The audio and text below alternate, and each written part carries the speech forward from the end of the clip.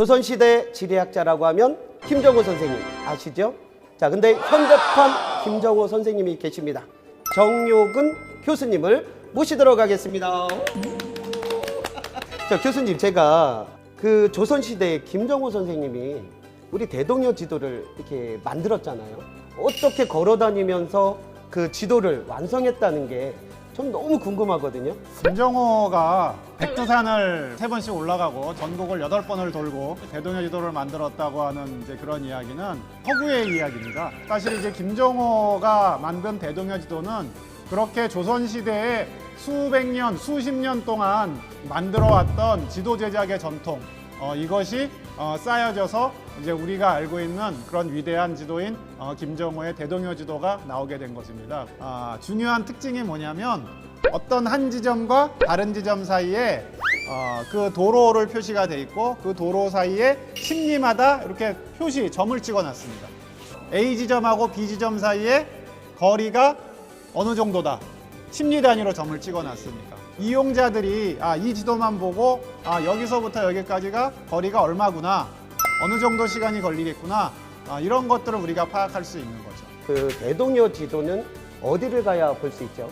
저희 서울대 규장각 한국학연구원에 있고요. 서울역사박물관과 성신여대 도서관에도 소장이 되어 있습니다. 디지털 지도로 만들어서 인터넷으로도 볼 수 있는 곳이 있습니다. 국토지리정보원 국토정보 플랫폼에 가시면 대동여 지도를 디지털 형식의 지도로 볼 수가 있습니다. 대동여 지도 실물 사이즈가 어느 정도 되는지 여기서 갑자기 퀴즈를 내시면 그거 맞추면 뭐 이렇게 그 프로에서 100만 원 주듯이 저한테도 돈 주나요? 제가 500원 드리겠습니다. 차라리 안 맞히고 말겠습니다. 제가 알기로는 미리 예습을 하고 오셨군요. 500원 주세요. 미리 예습하셔서 반칙입니다. 네. 높이가 한 6.7m 정도 이제 되고 폭이 한 3.8m 정도 되는 그런 지도인데요. 그러면 대동여 지도가 그 시대의 지도만 볼 수 있는 건가요? 조선 후기, 조선 말기죠. 조선 후기에서부터 일제 강점기에 만든 지도, 1960년대, 70년대, 80년대 이후에 계속 만들어진 그런 이제 지형도들이 있습니다. 그 지도들을 모두 디지털 데이터로 만들어서 인터넷을 통해서 볼 수가 있고요. 1970년대의 경우에는 우리 남한 지역의 행정 정보를 모두 디지털 정보로 만들어서 누구나 쉽게 찾아볼 수가 있습니다. 예. 그러면 대동여 지도에서 어떤 정보들을 볼 수 있는 건가요? 대동여 지도에는 14개로 구성된 지도표가 있고요. 좀 더 세분해서 모두 22개의 그런 요소로 구분이 되어 있거든요. 옛날 고을의 관아, 역참, 관영 창고, 목장, 왕릉, 고을 밑에 이제 면, 진보라고 표현이 되어 있는데요. 지도를 보면은 그런 군사기지도 표시가 되어 있고요. 산성 같은 것도 있을 수 있겠죠. 예전에 관아가 있던 곳, 군청, 시청이 있다가 다른 지역으로 옮겨가잖아요. 조선시대에도 그런 게 있었습니다. 그래서 예전에 관아가 있던 곳 이렇게 표시가 되어 있고요. 또 하나는 이제 도로가 표시가 되어 있는데 목판에서 굴곡진 도로를 표현하기는 쉽지는 않죠. 도로가 직선으로 표시되어 있습니다. 그 모든 것들이 아까 말씀하신 그 고을, 면단위, 또 관아, 그런 것들도 거기에서 볼 수 있다라는 건가요? 원본에 표시되어 있는 지명들, 이것들을 이제 디지털 정보로 변환을 했어요. 봉수만, 대동여 지도에 있는 봉수만 딱 보고 싶어요. 그럼 봉수만 딱 우리가 확인을 할 수가 있는 거죠. 목장만 보고 싶다. 그러면 목장만 체크해서 이렇게 볼 수가 있는 겁니다. 우리가 그냥 대동여 지도를 본다라고 했을 때 그냥 전체를 다 보잖아요. 그 자체로서도 물론 굉장히 예술적 가치도 있고 훌륭한 작품인데 나는 목장만 보고 싶어, 봉수만 보고 싶어, 아니면 군사 산성만 보고 싶어, 이럴 때는 좀 불편한 면이 있죠. 그렇죠. 그런데 국토정보 플랫폼에서는 이런 것들을 구분해서 이렇게 볼 수가 있는 그런 장점이 있습니다. 고지도의 그때의 모습과 디지털의 만남으로 인해서 정말 이제는 그 현장에 가지 않아도 이 플랫폼을 통해서는 모든 것을 진짜 역사적인 거를 볼 수 있는 거잖아요.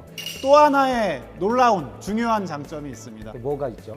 사실 대동여 지도나 옛날 고지도를 봐도 지명이 바뀌고 위치가 어디인지 모르고 또 지명이 없어지고 그러니까 잘 모르지 않습니까?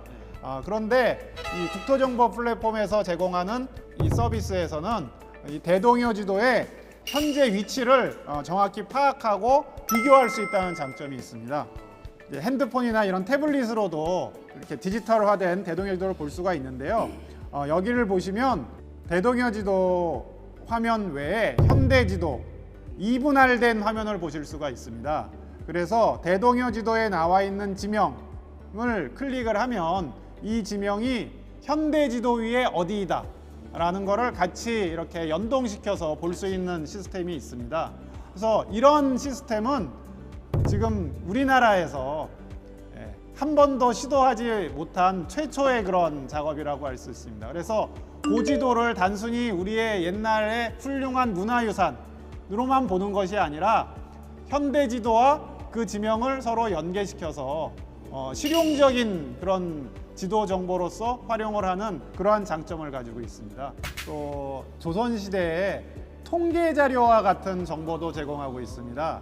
1789년 조선 후기에 만들어진 호구청수 자료, 그다음에 1860년대에 만들어진 대동지지의 호구 자료, 그다음에 토지 자료 이런 것들을 각 고을별로 일목요연하게 볼 수가 있어서 하나의 조선시대의 통계 자료를 우리가 볼 수 있다. 이런 장점도 있습니다. 이거 정말 대단한 것 같아요. 저희들이 몇백 년, 200년 전에 있었던 그런 것들에 대한 그 호구, 인구수부터 해서 모든 것들을 진짜 이 플랫폼을 통해서 알 수 있다는 거, 완전 역사의 현장을 그대로 이 청소년들이나 또 우리 시민들이 그거를 볼 수 있다는 건 정말 놀라운 것 같아요. 네, 맞습니다. 과거에는 사실 이게 옛날 자료들이 다 한자로 돼 있어서 한문으로 돼 있어서 어려운 자료고 일반인들이 보기가 어려운 자료잖아요. 이 국토정보 플랫폼을 통해서 그런 어려운 자료들에 담겨져 있는 그런 정보들을 누구나 보기 쉽게 이렇게 제공해 준다는 측면에서 아마 교육적인 효과도 굉장히 클 것이라고 생각을 합니다. 그럴 것 같아요. 제가 개인적으로도 좀 역사적인 부분에 좀 관심이 좀 많은데요. 혹시 이 대동여 지도에 그 역사의 현장, 예를 들어서 뭐 3.1운동이나 이런 부분들도 볼 수가 있는 건가요? 네, 이 국토정보 이제 지난 100년 전이죠. 일제강점기에 3.1 만세운동이 일어났잖아요. 그 3.1 만세운동을 보시면은 이 전국의 거의 모든 지역에서 발생한 이 3.1 만세운동의 장소에 대한 정보가 이 국토정보 플랫폼 서비스를 통해서 제공이 됩니다. 그러니까 그 만세운동이 일어났던 장소가 지금의 어느 곳인지, 그렇죠? 그런 것들이 일목요연하게 나올 수 있기 때문에 앞으로 이제 이러한 정보들이 조금씩 국토정보 플랫폼에 쌓이게 되면 3.1운동뿐만이 아니고 굉장히 많은 그런 정보들이 여기에 쌓이게 될 것입니다. 그러면은 아마 우리 역사 속에 각 지역에서 일어났던 많은 일들을 국토정보 플랫폼을 통해서 볼 수 있을 것이라고 생각을 합니다. 제가 보니까 솔직히 어떠한 교과서에서 이렇게 보는 부분들이 이제 이 플랫폼 안에 모두가 담겨져 있는 거잖아요. 아이들한테 실질적인 장소를 이 플랫폼을 통해서 교육을 한다면 더 이해가 쉬울 것 같고 재밌을 것 같아요. 지금의 시대는 우리 융복합 시대, 또 4차 산업혁명 시대라고 이렇게 얘기를 하잖아요. 단순히 이제 책으로만 이루어진 그런 자료들, 정보들 이런 것만 가지고 우리가 정보를 모으고 또 이렇게 이용하는 이런 시대는 지났다고 생각을 합니다. 그래서 이 디지털 정보들을 보다 적극적으로 활용하는 그런 능력을 키우는 것이 중요하고요. 이제 저 같은 역사학자들은 옛날 문헌 속에 있는 그런 이제 자료들, 정보들을 이제는 디지털 정보로 만들어서 일반인들이 보다 훨씬 보기 쉽고 이용하실 수 있게 이런 정보를 제공하는 것이 저희의 또 중요한 역할 중에 하나라고 생각을 합니다. 자, 제가 사는 곳이 경기도 수원이거든요. 제가 살고 있는 곳이 그 대동여 지도에는 어떻게 기재되어 있을까요? 보시면 조선시대의 수원은 지금 수원보다 영역이 훨씬 넓습니다. 그래서 이러한 변화를 우리가 이제 다 확인할 수가 있는 거죠. 예를 들면 지금의 수원시 말고도 화성시, 오산시, 그 다음에 평택시의 일부도 이 수원의 영역에 포함되어 있거든요. 그래서 이 어떤 한 지역이 이 영역이 어떻게 바뀌고 그 지역의 고을의 역사가 어떻게 변화했는지를 우리가 이것을 통해서 확인할 수가 있습니다. 그리고 교수님, 그 서울이 엄청 크잖아요. 그 과연 옛날 모습은 어떤 모습이었을까? 그런 부분도 대동여 지도에서 어떻게 확인할 수가 있는 건가요? 네, 사실 서울이 영역으로 봐서는 그렇게 큰 영역은 아니잖아요. 그런데 당시에도 서울은 이제 수도였기 때문에 굉장히 자세한 정보들이 들어가 있습니다. 하지만 똑같은 전국 지도이기 때문에 그 자세한 정보들이 서울의 영역 속에 다 들어갈 수가 없겠죠. 그래서 대동여 지도를 보시면 서울에 있는 요 영역은 이 기호 표시만 돼 있고 지명이 없습니다. 왜냐하면 목판으로 만든 지도이기 때문에 조그맣게 글씨를 다 새길 수가 없습니다. 그렇겠네요. 예, 그러면 서울에 대한 정보가 없냐? 그렇지 않습니다. 있어요? 네, 대동여 지도를 이렇게 보시면 지도의 맨 위쪽에 서울의 영역만 이제 당시에는 서울이 크게 두 지역으로 나눠져 있었습니다. 서울 성곽, 서울 도성 성곽이 있죠. 도성 성곽 안과 성곽 바깥의 심리, 그 두 지역에 대한 지도가 별도로 이렇게 그려져 있습니다.